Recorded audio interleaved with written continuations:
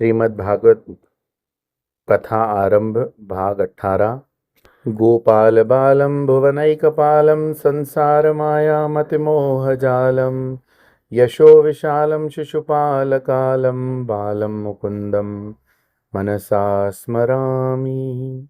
अभी तक हमने महात्म्य सुना था। आज से कथा का आरंभ। प्रथम स्कंद अध्याय 1। श्री सूत जी से शौनक आदि ऋषियों के प्रश्न। श्रीमद् भागवत महापुराण के आरंभ में महामुनि व्यास जी इस ग्रंथ के प्रधान देवता परमेश्वर का ध्यान मंगलाचरण के इस श्लोक द्वारा करते हैं।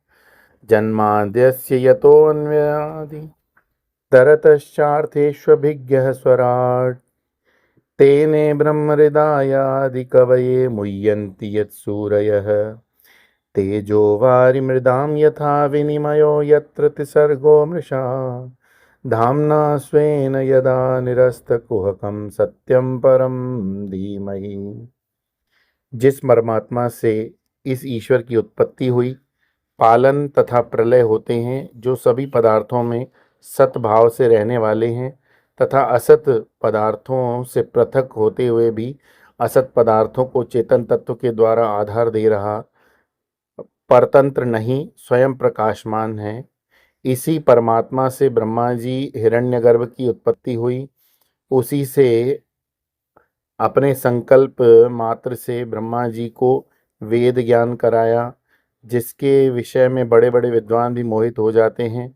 जैसे सूर्य की किरणों के कारण जल में स्थल का तथा स्थल में जल का दर्शन होने लगता है, उसी प्रकार जिस परमात्मा में स्थित यह त्रिसर्ग जागृत स्वप्न सुषुप्ति सत्य प्रतीत होता है, जो अपने ही ज्ञान स्वरूप प्रकाश से प्रकाशित और माया से सर्वथा मुक्त है, उस परम सत्य स्वरूप परमात्मा का हम ध्यान करते हैं। श्रीमद् भागवत महापुराण को लेकर अनेक प्रकार के भ्रम हैं। कुछ लोग कहते हैं कि यह केवल वैष्णवों के लिए है, कोई इसे वेदव्यास जी की कृति मानते ही नहीं। कुछ लोगों का मानना है इससे तत्व का प्रतिपादन पूर्ण रूप से नहीं हुआ, लेकिन मंगलाचरण के ही श्लोक का सूक्ष्मता से अध्ययन करें तो उत्तर मिल जाएंगे। कहा गया है सत्यम परम धीमहि, हम सत्य का अनुसंधान करते हैं। यहाँ रामम परम धीमहि, कृष्णम परम धीमहि, शिवम परम धीमहि, शक्तिम परम धीमहि नहीं। ऐसा कुछ भी कहते तो छंद के अनुसार गलत नहीं लगता, लेकिन चूंकि यह ग्रंथ किसी संप्रदाय निर्माण करने के लिए नहीं, इसलिए यहाँ सत्यम परम धीमहि यह ऐसा शास्त्र है जिसके द्वारा हम तत्व को पहचान सकते हैं। ईशावास्योपनिषद का पहला मंत्र भी यही कहता है, ईशावास्यमिदं सर्वम यत्किंच जगत्याम जगत। यही बात यहाँ भी कही गई और इसी का अनुसंधान इसमें किया जा रहा है। जन्माद्यस्य यतः, यह ब्रह्म सूत्र का दूसरा सूत्र है, यानी जो ब्रह्म सूत्र में प्रतिपादित किया गया है उसी का चिंतन भागवत महापुराण में है। हमको उसी परमात्मा का ध्यान करना है जो अधिष्ठान की दृष्टि से सत्स्वरूप, जो माया के कार्य से सदा मुक्त। इसका अर्थ यह है, जब हम दृष्टि सत्वस्तु पर रहेगी तो हमको इस जगत में कुछ भी गलत नज़र नहीं आएगा। भगवत गीता में भी सात्विक ज्ञान उसी को बताया है जो नित्य परिवर्तनशील जगत में अपरिवर्तनीय तत्व का ज्ञान करा सकता है। हम ऐसे ही परमात्मा का ध्यान करते हैं। दूसरे श्लोक में विषय का निर्देश किया गया,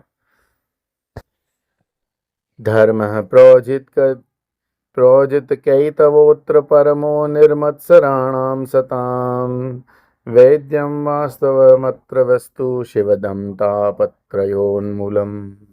श्रीमद्भागवते महामुनि कृते किं वा परैरीश्वरी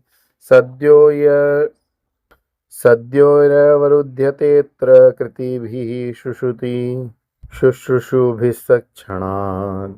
अर्थात नारायण के द्वारा संक्षेप में कहे हुए तथा महामुनि वेदव्यास रचित इस श्रीमद्भागवत नामक ग्रंथ में परम धर्म का निरूपण किया गया। पवित्र अंतःकरण वाले सज्जनों के जानने योग्य वास्तविक वस्तु परमात्मा तत्व का इसमें निरूपण हुआ, जो आध्यात्मिक, आदि दैविक, आदि भौतिक तीनों तापों का नाशक है तथा कल्याणकारक है। अन्य शास्त्रों का साधनों की क्या आवश्यकता है। जो सत्पुरुष इसके श्रवण की इच्छा रखते हैं, भगवान स्वयं उनके हृदय में निवास करते हैं। यहाँ एक महत्व की बात समझानी है। मान लो यहाँ केला रखा हुआ है, मुझे उसे खाने की इच्छा हो रही है, लेकिन इच्छा मात्र से केला स्वयं हमारे हृदय में आकर इच्छा को नहीं मिटा सकता, क्योंकि वह देश काल परिच्छिन्न है। लेकिन परमात्मा देश काल, वस्तु, व्यक्ति या परिस्थिति से परिच्छिन्न नहीं है। अतः हमारे अंदर उनका स्मरण जैसे ही जागृत हुआ वैसे ही अवतरित हो सकते हैं। यही अंतर है लौकिक इच्छा और परमात्मा की प्राप्ति की इच्छा में। भगवत प्राप्ति की इच्छा ही सर्वश्रेष्ठ है। इसमें मजे की बात यह है, भगवान को कहीं से आना जाना नहीं होता। सब स्थानों की भांति वे हृदय में भी हैं।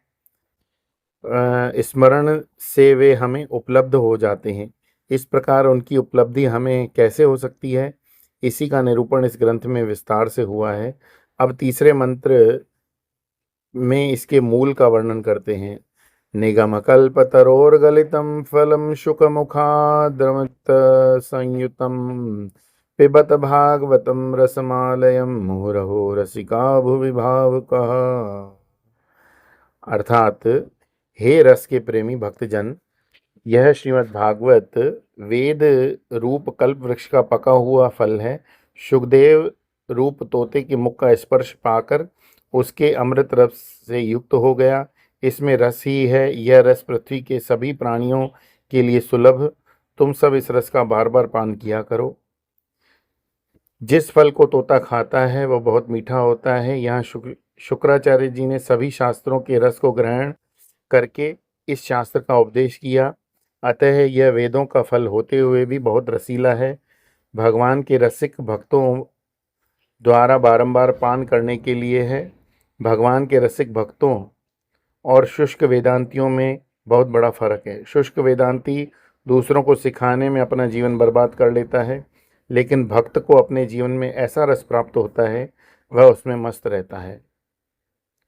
और सच बात तो यह है कि ऐसे भक्तों को दूसरों का भला करने के लिए कोई कार्य नहीं करना पड़ता। उनके द्वारा लोगों का कल्याण अपने आप हो जाता है। संत ज्ञानेश्वर महाराज के द्वारा जो कार्य हुआ वो आज तक कोई समाज सुधारक नहीं कर सका, क्योंकि वे भक्त थे। ऐसी ही भक्ति जागृत करा देने वाला ग्रंथ है भागवत। इस प्रकार पहले श्लोक में तत्व का प्रतिपादन, दूसरे में विषय का, तीसरे में मूल निरूपण करने के बाद अब प्रथम स्कंद की कथा आरंभ होती है।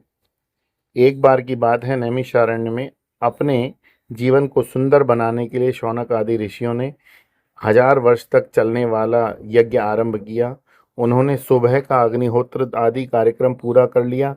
फिर सूत जी को आदर के साथ आसन पर बैठा कर पूछा, हे भगवान, आप पवित्र हैं, आपने वेद पुराण इतिहास आदि का अध्ययन भी किया है, व्याख्या भी की है। बड़े बड़े संतों, भगवान वेदव्यास आदि ने जो जाना है वो सब आप जानते हैं। आपका हृदय अत्यंत पवित्र है। आप उन गुरुजनों के कृपा पात्र हैं, इसलिए हम आपके पास आए हैं। आप शास्त्रों के परम गोपनीय गुह्य तत्व को हमें दीजिए, क्योंकि जो सद्गुरु होते हैं वे अपने शिष्यों से कुछ छिपाते नहीं। आपने जितना कुछ भी पढ़ा और जाना है उसमें ये निश्चित करके बताइए कि मनुष्य के लिए अंतिम श्रेयस साधन क्या है, जिसके करने के बाद और कुछ करने की आवश्यकता नहीं रहती। कलयुग के लोग अल्पायु वाले हैं, मंद बुद्धि वाले हैं, मंद भाग्य वाले हैं। इनके कर्म भी बड़े विचित्र हैं। ऐसे लोगों के कल्याण के लिए मार्ग बताइए। बोलिए श्री कृष्णचंद्र भगवान की जय। श्रीमद् भागवत महापुराण की जय।